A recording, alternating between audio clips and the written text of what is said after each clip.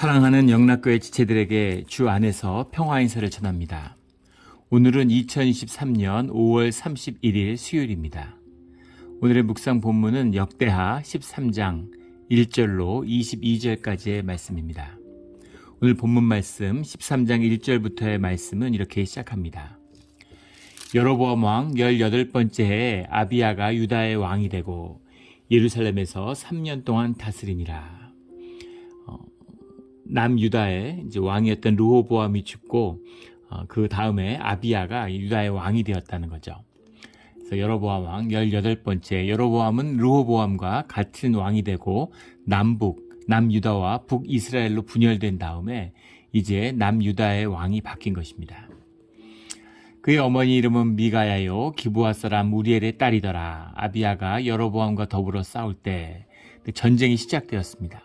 물론 르호보암 때도 계속된 충돌이 있었고 큰 전쟁이 벌어질 뻔한 일도 있었죠. 그러나 주님의 명령에 따라서 싸우지 않았는데, 그런데 이제 대대적인 전쟁이 붙게 된 겁니다. 3절에 아비야는 싸움에 용감한 군사 40만 명을 택하여 싸움을 준비하였고, 여로보암은 큰 용사 80만 명을 택하여 그와 대진한지라. 12지파 중에 2지파와 10지파로 갈라졌으니까 북이스라엘의 국력이 더 강한 것은 당연한 것이겠죠. 그래도 르호보암 시대의 초기에 이스라엘과 그를 진압하기 위해서 18만 명의 병력을 동원했는데 개병제 같은 거죠. 걸어 다닐 수 있는 사람 다 모으는 겁니다. 상비군이 아니라 농사지는 그 농한기에 전쟁할 수 있는, 짐이라도 옮길 수 있는 어떤 남자도 다 끌어모아서 전쟁에 나오는 거죠. 그런데 18만이었는데 이제 40만이 됐으니까 르호보암 시대에 상당히 국력이 신장되었다라는 걸 볼 수 있겠죠. 그래도 북이스라엘에는 안 되는 겁니다. 그래서 그 반밖에 안 돼요. 큰 용사 80만 명을 택하여 그와 대진한지라. 아비야가 에브라임 산 중 스마라임 산 위에 서서 이르되 여로보암과 이스라엘 무리들아 다 들으라. 전쟁을 위해서 서로 진을 스라마임에 구축했는데 거기서 선포하는 겁니다. 5절에 이스라엘 하나님 여호와께서 소금 언약으로 이스라엘 나라를 영원히 다윗과 그의 자손에게 주신 것을 너희가 알 것 아니냐. 다윗의 왕권이라고 하는 것은, 유다의 왕국이라고 하는 것은 주님의 언약 때문에 생긴 게 아니냐라는 거죠.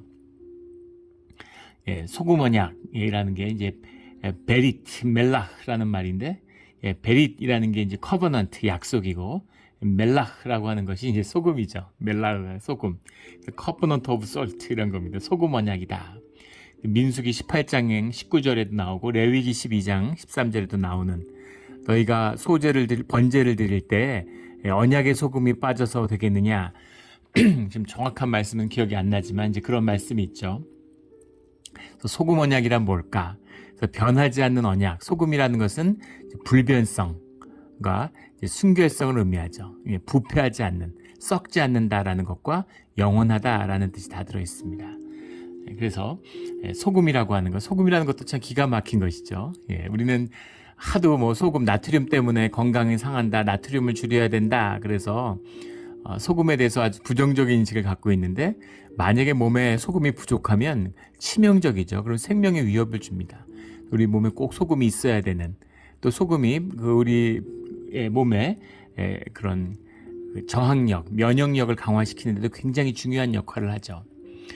그 의사 중에는 사실은 소금에 섞인 정제하는 과정에서 들어가는 불순물이 문제지, 소금이 피어하다면, 아주 순수한 소금을 먹는다면 소금을 아무리 먹어도 건강에 아무 문제가 없다, 이렇게 주장하시는 분들도 이제 주장도 듣게 됩니다. 소금이라고 하는 것, 썩지 않는 것, 영원한 것, 소금 언약, 다윗에게 한 이 약속, 이것을 너희가 알지 않느냐. 이 다윗의 왕권, 이스라엘의 왕권의 의미가 무엇인지를 너희가 알지 않느냐, 이제 그런 이야기죠. 지금 남유다와 북이스라엘의 싸움은 내전과 같은 것이죠. 내전이라고 하는 것은 제일 중요한 건 가치입니다. 서로 싸워야 할 이유가 없어요. 다 형제 동포고 다 친척들이 섞여 있잖아요. 싸울 이유가 없는데, 그래도 싸워야 한다면 싸워야 할 이유, 그런 분명한 뭔가 자기 지향, 목적이 분명해야 되는 거죠. 그래서 그것을 이제 가치를, 목적을 분명히 하는 자가 이기는 겁니다. 그 케이사르의 유명한 율리시스 케이사르, 그 내전기라고 하는 이제 책자가 있죠. 삼두 정치를 끝내는 내전이 벌어진 것을 기록으로 남겼습니다. 그 케이사르 시저의 그 위대한 점 중에 하나는 물론 뛰어난 정치가였고 뛰어난 군사 전략가였지만 동시에 뛰어난 역사가였다는 거죠. 자기를 다 그 기록을 남겼어요. 그런데 삼두 정치가 무너지면서 원로원을 이제 업고 있는 폼페이오스도 위대한 장군이죠. 그리고 케이사르가 이제 그리스에서 내전을 벌이게 되는데 폼페이오스가 훌륭한 장군이니까 고지 위에다가 진을 잘 쳤다는 겁니다. 근데 고지 아래다가 진을 쳤어요. 케이사르는. 근데 케이사르가 그 내전기에 뭐라고 쓰냐면 그 폼페이오스는 훌륭한 군인이지 훌륭한 정치인은 못 됐기 때문에 그런 실수를 한 것이다 이렇게 씁니다. 무슨 말이냐면 전쟁에 유리하다는 건 적군하고 싸울 때는 전쟁만 생각하면 되죠. 그런데 내전이기 때문에 병사들의 사기가 제일 중요하다는 겁니다. 병사들의 사기가 중요하기 때문에 진지 위에 쌌던 밑에 쌌던 그게 중요한 게 아니라 누가 더 공세적이냐 하는 것이 중요하다는 거죠. 싸워야 할 이유, 왜 우리가 동포끼리 피를 흘려야 되는지 더 기세 좋게 더 강하게 나가는 자가 이긴다는 거예요. 그래서 고지 밑에다가 진을 쳤지만 첫날 밤에 설마 오자마자 진도 정비가 되지 않았는데 그리고 진 아래에서 위로 공격할 거라고는 생각 못했는데 첫날 밤에 오자마자 진을 풀자마자 진지를 위해서 공격하는 거죠. 그러니까 폼페이오스 군대가 전의를 상실하고 전열이 무너지게 됩니다. 그런 거죠. 왜 싸워야 되느냐? 그 중심을 놓고서 우리가 소금 언약을 잊었느냐? 우리가 언약의 백성이 아니냐? 우리가 여호와의 백성이 아니냐라는 이제 기체를 내거는 것입니다. 6절에 다윗의 아들 솔로몬의 신한 느밧의 아들 여로보암이 일어나 자기의 주를 배반하고 여로보암은 솔로몬의 신하였죠. 그런데 자기의 주인을 배반했지 않느냐. 배신이라는 건 동서고금을 막론하고 사람들이 다 싫어하는 거잖아요. 배신자다.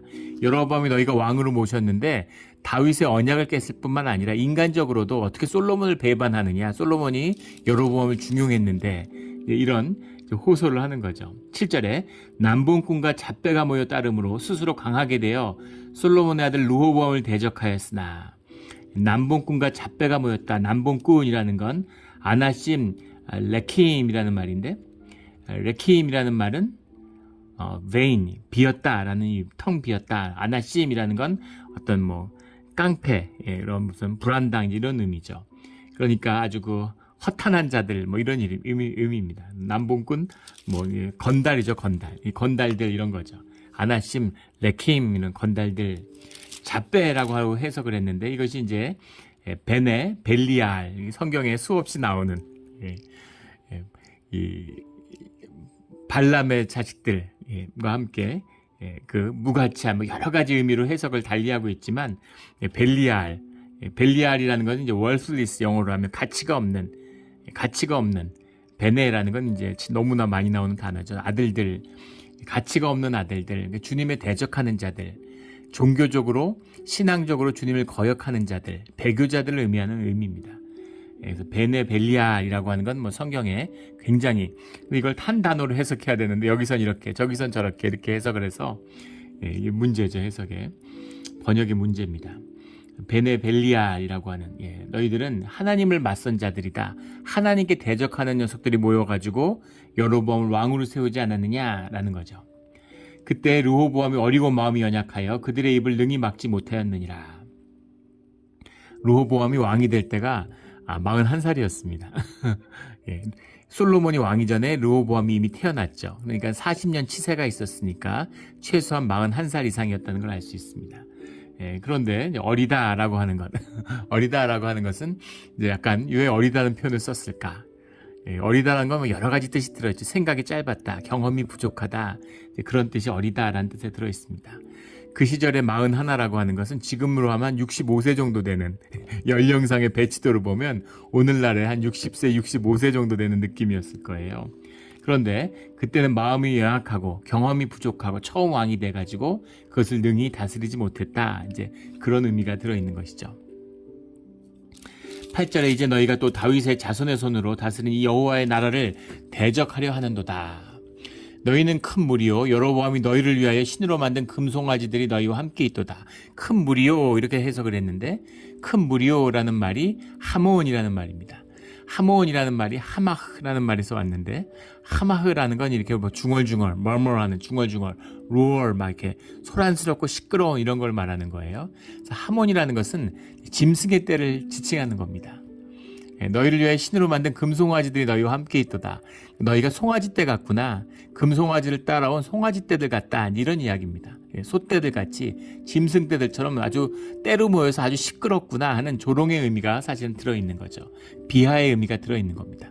단순히 많이 모였구나 라는 의미가 아니라 그렇게 이제 이스라엘 무리들을 이렇게 비판하는 것이죠. 9절에 어린 숫송아지 한 마리와 너희가 아론 자손이 여호와의 제사장들과 레위 사람들을 쫓아내고 이방 백성들의 풍속을 따라 제사장을 삼지 아니하였느냐. 너희가 여호와의 언약을 버리더니만 그 다음에는 여호와를 향한 제사와 풍속을 다 버리지 않았느냐라는 겁니다. 누구를 막론하고 어린 숫송아지 한 마리와 순양 7마리를 끌고 와서 장립을 받고자 하는 자마다 허무한 신들의 제사장이 될 수 있도다. 그러니까 이 레위기가에 있는 주님의 말씀, 신명기의 말씀이 다 무너져가지고 아무나 제사장을 삼지 않느냐. 레위 지파의 사람들이 이스라엘을 버리고 전부 다 그 유다로 이스라엘로 내려오지 않았느냐라는 거죠. 출애굽기 29장에 보면 그 제사장의 임직에 관한 예가 나오죠. 숫송아지 한 마리와 순양 2마리를 7일 동안 매일 번제로 드리게 되어 있습니다. 그런데 숫송아지 한 마리를 매일 들어온다는, 매일 그러니까 7마리의 소를 일주일 동안 드려야 되는 거예요. 이것의 의미는 사실은 이걸 갖추는 사람이 쉽지 않았을 겁니다. 이걸 준비하는 게 쉽지 않았을 거예요. 그래서 이것은 내 삶의 모든 것을 주님께 내어드리고 이제 주님이 주시는 11조 안에서 살아가겠습니다. 주님의 연보 아래서 삶의 모든 연명을 주님께 맡기겠습니다 라고 하는 언약이 들어있는 것이죠. 이것이 레위 지파, 레위인, 제사장의 언약인 것입니다. 그런 그 무게가 담겨 있는 거죠. 물론 뭐 어떤 사람은 소 7마리가 아무것도 아닐 수도 있고 순양 2마리가 어떤 사람은 감당할 수도 없을 수도 있는데 상징적인 의미가 들어있는 거죠. 내 삶의 모든 것을, 가장 귀한 것을 주님께 다 내어드립니다. 이제 제 삶은 주님께 맡깁니다 라는 뜻이 들어있는 것이죠. 지금도 뭐 제사장은 아니지만 우리 목사들, 목회자 안수 같은 걸 할 때 굉장히 뭐 잔치도 열고 또 안수 의식도 하고 또 여러 가지로 비용이 많이 듭니다. 뭐 여러 가지 뭐 후드 같은 것도 뭐 마련을 하고 그런 것도 이제 장만을 하려면, 근데 그런 것들을 개인이 감당한다는 게 쉽지 않죠. 그런데 목회자를 세우는 것이 뒤에 그 목회자가 세워지기를 원하는 공동체의 소명이, 공동체 콜링이 있다는 것을 전제하기 때문에 교회가, 공동체가 그것을 같이 준비한다라는 뜻이 담겨 있는 것이죠. 그런 의미, 그런 것을 저희가 버렸다. 또 이스라엘 입장에서 본다면 레위인들이 다 벗어나고 또 이제 남유다의 이제 정통성을, 예루살렘 성전의 정통성을 무너뜨리기 위해서 레위 지파의 어떤 그런 걸 무너뜨렸잖아요. 권리 같은 것을. 그러다 보니까 사람들을 이렇게 또 급히 제사장으로 세워야 되다 보니까 당연히 처음엔 그러지 않았을지라도 시간이 지나면서 그 권위가, 말씀을 세우고 성전에, 예루살렘의 성전과 제사장들도 타락하고 무너지는데 이스라엘은 어떻겠어요? 말할 것도 없는 거죠. 지금 개신교에서 목사 안수를 이제 가볍게 여기고 그걸 막 남발하고 이제 서로 뭐 또 교단끼리 경쟁하고 뭐 이러면서 이제 그 완전히 타락해 버렸죠. 미국의 한 그 시리즈, 그런 뭐라 그래요? 그 미니 시리즈 같은 드라마가 나오는데 시트콤이라고 그러죠. 시츄에이션 뭐 코미디 뭐 이런. 그런데 거기에 이제 어떤 장면이 나오면 친구들끼리 같이 모여 살아요. 예전에 봤던 드라마입니다. 프렌즈라고 하는 그런 드라마가 있었죠. 뉴욕 맨하탄에서 청년들이 함께 살아가는 이야기죠. 그런 그 뭐 로맨틱 코미디 뭐 이런 겁니다. 그런데 거기에 이제 그 나오는 2명의 이제 친구들이 결혼을 하려고 그래요. 결혼을 하겠다고. 그러니까 결혼의 의미도 가볍게 여기는 거죠. 그게 뭔지도 모르고 아무것도 아니게 생각하는 거죠. 결혼하려고 하는데 그 주례가 있어야 되잖아. 이렇게 얘기하니까 친구가 내가 주례 봐줄게 이러는 거예요. 친구가 주례 봐줄게 이러니까 야 친구 주례 보려면 법적으로 목사여야 돼 이렇게 얘기하는 거죠. 목사 안수가 없으면 법적으로 주례가 되지 못하는 주들이 많죠 미국에. 그러니까 친구가 그래 근데 잠깐 기다려 그러더니 가더니 다시 오더니 내가 이제 목사가 됐어 이렇게 얘기하는 겁니다. 어떻게 목사가 됐어? 그러니까 온라인으로 안수를 받았어 이제 이렇게 얘기하는 거예요. 물론 이제 그렇게까지 하는 데는 없겠죠. 그런데 얼마나 목회지라고 하는 것이 이제 가벼워지고 아무것도 아닌지 목사가 넘쳐납니다. 신기한 일이죠. 예전에는 풀타임 목회를 해야지만 그것도 2년 이상 해야지만 안수를 줬어요. 근데 그것이 파트타임으로 줄어들다가 이제는 교회에서 사역을 하지 않아도 자신의 소명이라고 이야기하면 안수를 줍니다. 미국도 그렇고 한국도 그렇죠. 목사들이 막 넘쳐나요. 그런데 목회자를 찾는 목소리는 점점 높아집니다. 교회들마다 목회자를 구하지 못해서 난리예요. 마치 홍수가 나면 마실 물이 귀해지는 것처럼 이제 그런 거죠. 너희가 제사장의 그 직분의 그 무거움을 너희가 버리지 않았느냐, 타락하지 않았느냐 이런 것이죠.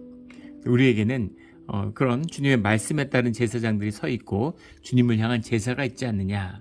그러니까 그 의미는 뭐겠습니까? 여호와 하나님이 우리와 함께하고 있지 않느냐 이제 그런 의미죠. 11절에 우리는 이걸 다 지키고 있다. 말씀을 지키고 있다. 출애굽과 민수기의 말씀을 레위기의 말씀을 다 지킨다라는 걸 주장하는 거죠.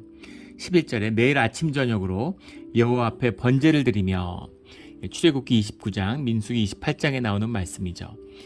매일 아침 저녁으로 순양 한 마리를 번제를 드리는 거죠. 분향하며 또 아침 저녁으로 드리는 그 향을 태우는 기도를 상징하고 있는 거죠. 또 깨끗한 상에 진설병을 놓고 진설병을 놓는다라는 건 12개의 진설병을 놓는데 주님 앞에 이스라엘의 12지파가 하나가 됐다라는 뜻이 들어있는 거죠. 물론 분열해 있지만 우리가 이스라엘의 제사를 주님께 드려 여호와의 뜻이 예루살렘 성전에 있잖아 이런 주장인 거죠. 또 금 등잔대가 있어 그 등에 저녁마다 불을 켜나니 그래서 밤에 켜서 낮에 끄는 아침에 끄는 모든 것이 주님이 함께한다라고 하는 것을 상징하고 있는 것이죠. 너희는 그를 배반하였느니라. 너희는 그 모든 것을 다 어기지 않았느냐. 너희는 하나님의 말씀을 버리지 않았느냐. 이제 그런 이야기죠. 하나님이 그와 함께하사 우리들의 머리가 되시고 그의 제사장들도 우리와 함께하며 전쟁의 나팔을 불어. 민수기 10장 9절에 나오는 너희가 나팔을 불 때 너희들을 기억한다라고 주님이 말씀하셨죠. 전쟁의 나팔을 분다라고 하는 것은 주님의 임재를 상징하는 거예요. 예배 때도 불었고 뭐 전쟁 때도 불고 또 사람이 죽음을 들어 장례를 할 때도 불었습니다. 주님이 함께 하신다. 주님이 이곳에 찾아오셨다라고 하는 것을 상징하는 것이 나팔이죠. 전쟁의 나팔을 부는 건 주님이 앞서 나가신다. 주님이 우리를 향해 싸우신다라는 뜻이 들어있는 겁니다. 너희를 공격하느니라. 이스라엘 자손들아 너희 조상들의 하나님 여호와와 싸우지 말라. 너희가 형통하지 못하리라. 너희가 지금 우리와 싸우는 건 하나님하고 싸우는 거야. 하나님한테 맞서는 거야. 너희 그렇게 해서 너희가 형통하지 못해. 너희가 좋지 못해. 너희가 형통하지 못하리라는 건 너희 모든 삶의 분야에서 어려움이 생겨. 그 저주죠. 너희가 저주받아 하나님한테 맞으면 그러니까는 하나님한테 대적하지 마. 이런 얘기예요. 근데 군세나 기세를 봐서는 지금 압도당해야 되죠. 예전에 무슨 신무기가 있는 것도 아니고 고대 전쟁은 뭐 특별한 전략적인 우위가 있지 않다면 또 그들이 고도로 훈련된 병사가 아니라면 기본적으로 숫자로 결판이 나는 거죠. 수가 많은 군대가 이깁니다. 그런데 병력이 반밖에 안 되는데 기세에서 눌려야 되는데 근데 오히려 기세로 압도하고 있는 거죠. 13절에 여로보암이 유다의 뒤를 둘러 복병하였으므로 그 앞에는 이스라엘 사람들이 있고 그 뒤에는 복병이 있는지라. 여로보암은 이제 전쟁도 많이 하고 상당히 출중한 전략가니까. 근데 이제 왕이 갓된 아비야하고 뭐 비교할 수가 없겠죠. 그래서 아비야가 지금 모아놓고서 연설에 열을 내고 있는 동안 여로보암은 지금 매복을 해갖고 완전히 유다를 포위한 거예요. 앞뒤로 이제 복병을 해가지고 매복을 해가지고 포위한 겁니다. 이런 식으로 되면 이 매복이 얼마나 무서운가라는 건 현대전도 마찬가지죠. 독일이 2차 세계대전 때 전격전이라고 하는 기동력을 이용해가지고 전차 부대가 날개를 무너뜨리고 포위하는 거죠. 군대가 포위되면 끝장입니다. 카나의 전투, 역사적으로 유명한 전쟁 같은 카르타고가 한니발이 이끌고 로마를 점령했을 때 로마의 전 군대와 한니발이 이끄는 군대, 그 이방 여러 가지 집단들을 모았는데 칸나의 전투에서 로마군이 전멸했죠. 그때 로마가 멸망할 뻔했어요. 전략가들이 어떻게 질 수도 있지만 로마가 전멸했을까? 그 군대의 질이나 훈련 정도나 비교할 수 없을 만큼 로마가 뛰어났는데 한니발이라는 천재적인 전략가가 있어서 포위 선멸전을 한 거죠. 그 과정을 다 나눌 수는 없겠지만 로마군이 포위됐어요. 그 군대가 포위되면 얼마나 재앙적인 결과가 오는가라는 것을 역사가 증명하죠. 근데 지금 유다의 군대가 포위된 겁니다. 병력이 많으니까 병력을 나누어서 포위할 수 있었던 것이죠. 근데 진도 제대로 구성하지 못하고 전쟁도 제대로 하지 못하고 모아놓고 기세를 올려서 연설하고 있는 동안에 말씀을 선포하고 있는 동안에 포위가 된 거예요. 포위가 됐으면 이제 죽는 것이죠. 14절에 유다 사람이 뒤를 돌아보고 자기 앞뒤에 적병으로 말미암아 보니까 우리가 포위됐네, 큰일 났네 하는 걸 이제 직감적으로 알았겠죠. 여호와께 부르짖고 제사장들은 나팔을 부니라. 여호와께 부르짖고 얼마나 절실했으면 주님 이게 어떻게 된 겁니까? 주님 살려주세요 하고 주님 여호와 주야 하고 소리를 막 사람들이 울부짖으면서 제사장들 나팔을 불고 전쟁이 시작된 겁니다. 그런데 15절에 하나님이 여로보암과 온 이스라엘을 아비야와 유다 앞에서 치시니, 근데 진짜로 나팔을 불었는데 하나님이 함께 하시며 하나님이 여로보암과 이스라엘을 치셨다는 겁니다. 주님이 천사를 보내서 하늘에서 물론 그렇게 하실 수도 있겠죠. 그렇게 하신 것이 아니라 이 유다의 기세가 압도해서 사실은 포위됐으면 이스라엘이 이겨야 되는데 유다가 대승을 거뒀다는 겁니다. 기적적인 승리를 하는 거죠. 그 이유는 무엇이었냐면 하나님이 유다 앞에서 이스라엘을 치셨다는 거죠. 17절에 그 이스라엘에 엎드려진 자들이 50만 명이었더라. 80만 명이 왔는데 50만 명의 전사자를 냈다는 겁니다. 전쟁이 처절했다는 것도 알 수 있고, 그 다음에 정말 포위가 된 상태에서 난전이 벌어진 것이죠. 군대를 통솔해서 후퇴를 시킬 수가 없는 거죠. 전쟁이 통제가 안 되는 그런 상태에서 흔히 얘기하는 막싸움이 된 거죠. 난전이 된 거예요. 혼전이 된 거예요. 근데 전쟁이 끝나 보니까 이스라엘의 50만 명이 사망하는 거의 전멸이죠. 정도 수준이면. 보통 군대가 그 군사 전략에 보면 병력의 30%를 잃으면 군대가 이제 전투력을 상실하고 마비된다고 합니다. 그런데 이게 뭐예요? 한 60% 이상의 병사가 부상하고 다친 게 아니라 죽었으니까 거의 몰살된 것 같은 이제 그런 분위기였겠죠. 그래서 아주 대패를 하게 돼요. 18절에 그때 이스라엘 자손이 항복하고 유다 자손이 이겼으니, 사실은 여로보암은 이번 한 번 전쟁으로 이제 왕이 갓된 아비야, 아무것도 아니죠. 그리고 이제 그동안 군대를 키워와서 한 번에 아마 유다를 무너뜨리고 통일할 수 있었다고 생각했을 거예요. 그런데 오히려 유다가 대승을 거두고 유다와 북이스라엘의 분단이 이제 고착되는 이제 그런 전쟁이 된 것이죠. 그들의 조상들의 하나님 여호와를 의지하였습니다. 어떻게 전쟁에 이겼느냐? 그 이유를 한 줄로 말씀하고 있죠. 여호와를 의지하였습니다. 오늘의 말씀의 주제는 두 가지입니다. 중요한 말씀의 주제가 들어있어요. 하나는 주님의 역사하심이 언제부터 함께 했을까라는 겁니다. 말씀을 버리고 주님의 뜻을 어긋나고 다윗의 언약을 어겼기 때문에 북이스라엘을 버렸을까요? 다윗의 언약을 가운데 그것을 수정하고 여로보암의 북이스라엘을 나눈 것이 주님의 말씀이고 임재였습니다. 주님이 허락하셨기 때문에 여로보암을 세워서 북이스라엘을 세웠고, 그 다윗의 언약을 먼저 깬 건 남유다였어요. 솔로몬이고 르호보암이었습니다. 그들의 악 때문이었죠.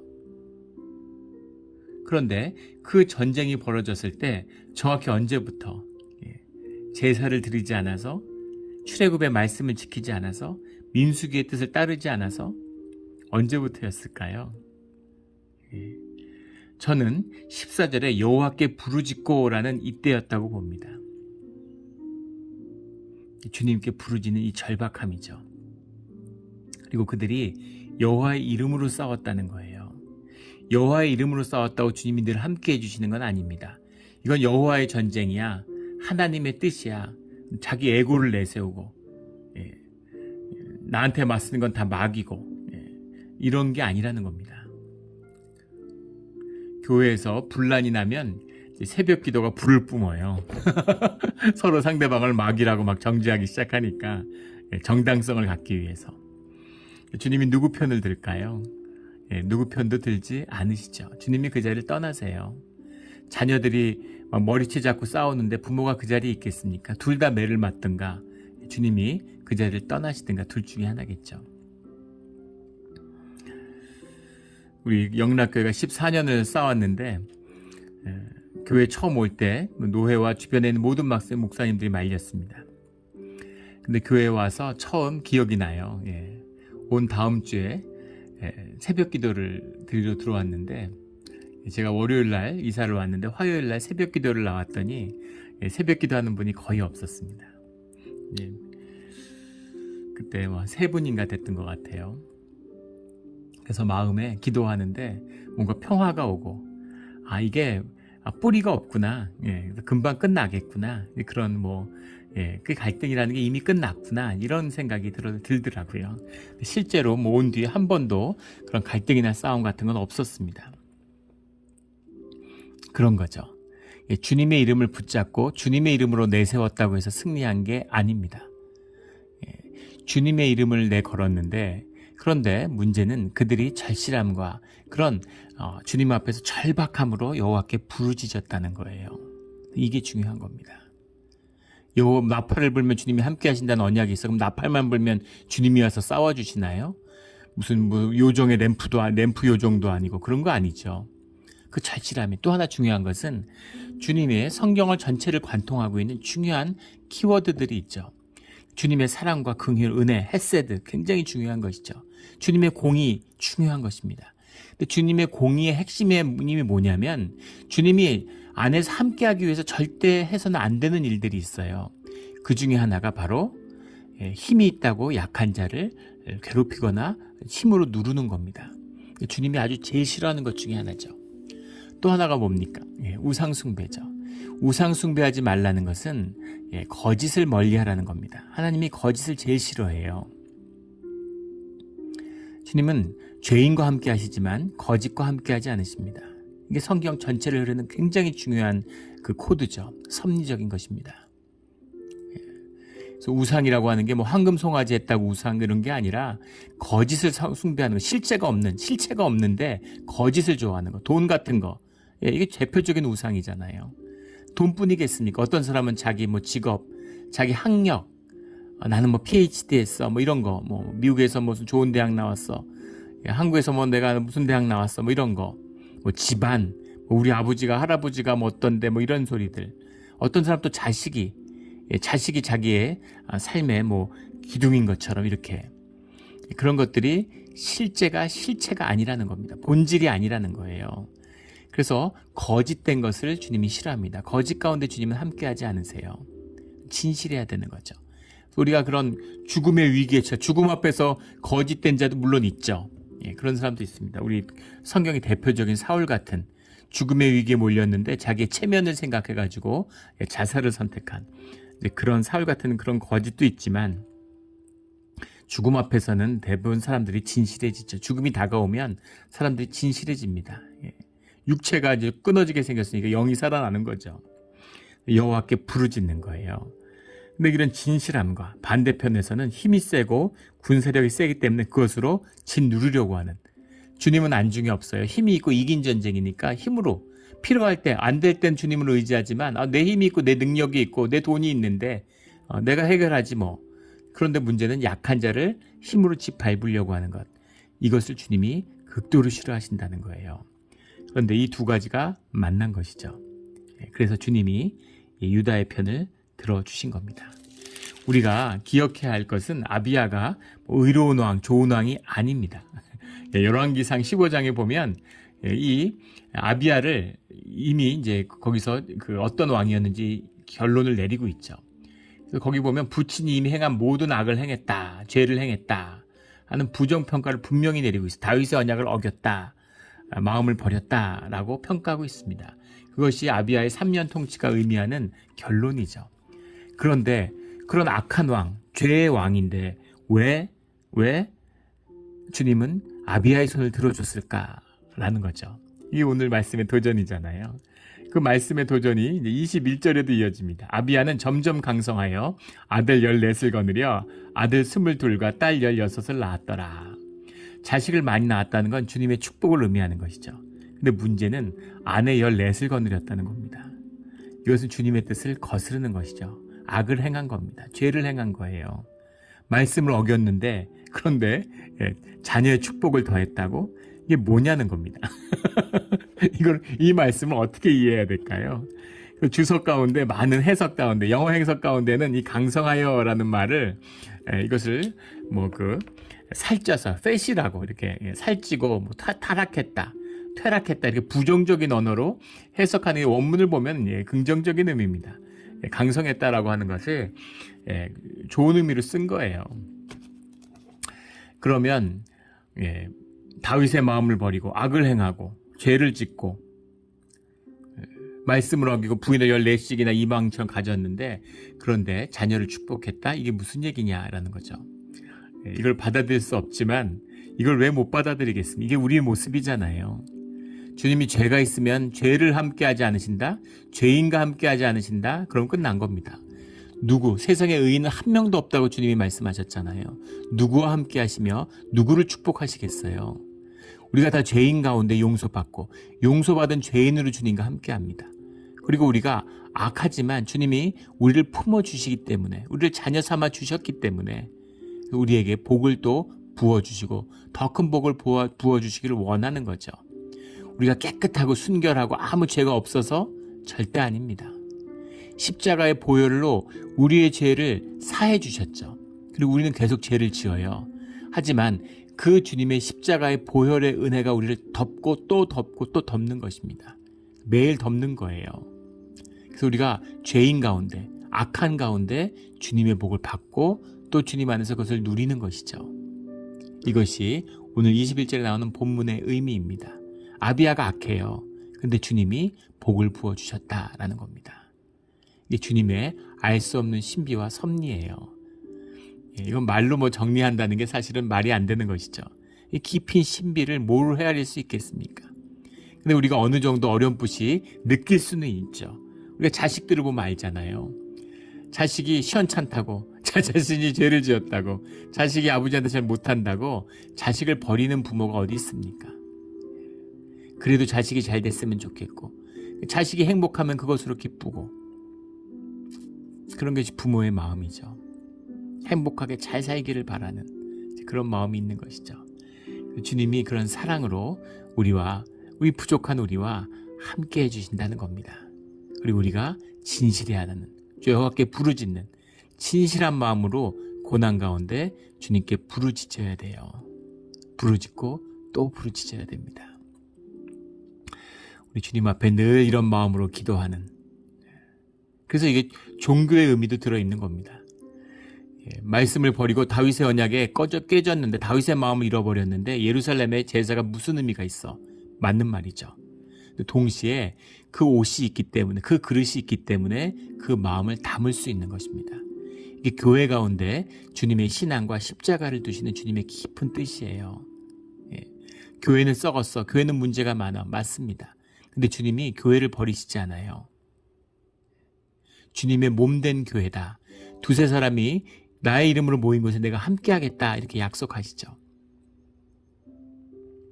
우리가 정말 아름답고 정말 순전한 공동체를 이뤄서 주님이 함께 하시는 게 아니에요. 온갖 부족하고 온갖 문제가 많지만 우리를 사랑하시기 때문에 우리와 함께 하시는 겁니다. 이 깊은 의미죠. 우리를 복을 주시는 주님의 뜻입니다. 우리가 그래도 예배 열심히 드리고 공예배도 드리고 교회도 꾸미고 찬송도 열심히 하고 연습해서 그 마음을 주님이 귀하게 받아주시고 이 종교의 외피 안에 진실한 주님을 향한 하나됨의 신앙의 보물을 담아주시는 것이죠. 우리 귀하고 복된 예배를 드리는 몬트레 영락교회가 되기를 예수 그리스도 이름으로 축원합니다. 아멘. 기도드리겠습니다. 하나님 아버지 감사합니다. 오늘 아비야의 승리를 통한 또 남유다의 승리를 통해 보여주시는 주님의 깊은 사랑에 감사를 드립니다. 그 사랑과 은혜가 남유다처럼 아비야처럼 죄가 많고 부족하지만 오늘 우리 가운데 함께 하심으로 인해 또 한 번 감사를 드립니다. 주님, 저희가 주님이 주시는 믿음이 아니면, 주님이 주시는 능력이 아니면 주님 앞에 갈 수 없습니다. 주님 믿습니다. 믿음을 더하여 주시옵소서. 오직 주님께만 의지하며 감사하며 예수 그리스도 이름으로 기도드렸습니다. 아멘.